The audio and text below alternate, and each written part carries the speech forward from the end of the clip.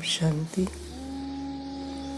जो बोले सो हरि कथा टाइटल है ओशो की स्पीच का। तो वो स्पीच में योग मुक्ता करके है सन्यासिनी, वो अफ्रीका से है शायद। और उन्होंने पूछा था कि यहाँ जो हो रहा है सब वो क्या हरि कथा है। तो उसके जवाब में उसने बताया कि जो सुनने से भी पार चला गया हो, जिसके भीतर बोलने का कुछ बचा नहीं है, मौन में है, सच में ही मौन में, निर्विचार अवस्था में, तो वो जब भी बोलता है तो वो हरि कथा ही है। कि उसका कुछ भाव नहीं रहता है, उसके भीतर कोई वासना नहीं रहती है, कोई इच्छा बाकी नहीं रहती है। कि जैसे हम कहते हैं ना कि कुछ ना कुछ अचेतन माइंड में हमारे भीतर आकांक्षा छुपी रहती है, हमको पता नहीं होता है। लेकिन जो परिपूर्ण रूप से जाग गया है तो उसके भीतर तो कुछ भी ऐसे शेष नहीं रहता है। लेकिन ये बात है ना, शून्यता का भाव कैसा होगा वो तो वही जाने ओशो। और ये स्पीच में जब भी सुन रही थी ना, तो मुझे तो ऐसा ही लगा कि जैसे वो मुझसे बोल रहे हैं। क्यों, मुझे है ना पहले से मुक्ता नाम बहुत पसंद था। मुझे मन में अचेतन माइंड में था कि काश मेरा नाम मुक्ता रहा हो, ऐसा होता तो कैसा होता, ऐसा कुछ।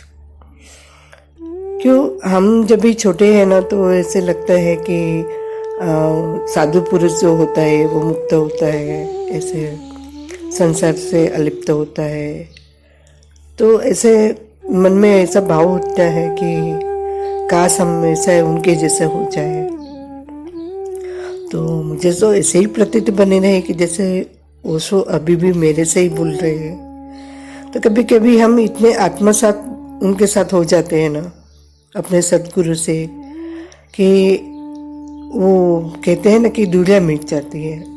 और यही उन्होंने बात बताई उसमें, उस स्पीच में, कि अगर हम ओशो के सामने ही बैठे हैं लेकिन हमारा हृदय उससे लिंक में नहीं है तो उसका कुछ मतलब नहीं है। लेकिन अगर हम हजारों करोड़ों मील दूर है लेकिन फिर भी हमारा उसके साथ तार जुड़ गया है सद्गुरु से, तो भी हम उसके साथ जुड़े हुए हैं।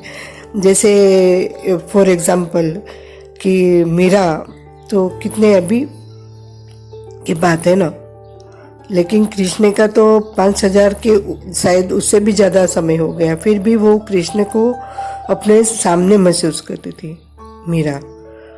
तो यही बात होती है। और उन्होंने ये भी बताया कि जो जैसे हम स्पीच सुनते हैं हिंदी में, तो हम ऐसे मीडियम हिंदी में ही है या गुजराती में है तो हम हिंदी अच्छी तरह समझ लेते हैं। तो जब भी हम प्रवचन सुनते हैं तो बार बार हमारा बुद्धि उसमें दखल देगी कि ये सही है या गलत है। लेकिन अगर समझो कोई फॉरेन का वो है सन्यासिनी या सन्यास जिसने लिया है, ऐसा अंग्रेज लोग भी बहुत बनते थे, या फॉरेन कंट्री के जो सिर्फ इंग्लिश ही जानते हैं और कुछ भाषा नहीं, तो वो भी ओशो को सुनते थे। तो वे लोगों ने बताया कि वे ज़्यादा अगर हिंदी भी सुनते हैं तो ज़्यादा ओशो से करीब होते हैं, ये समझ पाते हैं। ऐसा उन्होंने बताया कि वो तभी वो समझ नहीं पाते हैं ना, तो उनकी बुद्धि जो है वो दखल नहीं देती है और सिर्फ सुनना बाकी रहता है। सिर्फ उसका अस्तित्व और ओशो का अस्तित्व दोनों, तो दोनों शून्य है समझो, तो एक हो गए ना, जैसे बूंद सागर में गिर गई। तो इतना डीप ये जो भी कहते हैं ना कि नॉलेज का और ऐसा लगा कि जैसे मैं भी ऐसे उसमें गिर गई हूँ, महासागर में, उस भी महासागर में। और बुद्धि का तो सवाल ही नहीं आता है कि अगर बीच बीच में हम कहते हैं ना कि ये सही है गलत है, तो हमारी बुद्धि बीच में आ गई, लेकिन हम भाव समाधि में डूब जाते हुए ऐसे लगता है बस अभी सुनते ही रहे, एक ही भाव बचे, सिर्फ सुनना, अगर सामने है तो सिर्फ देखना।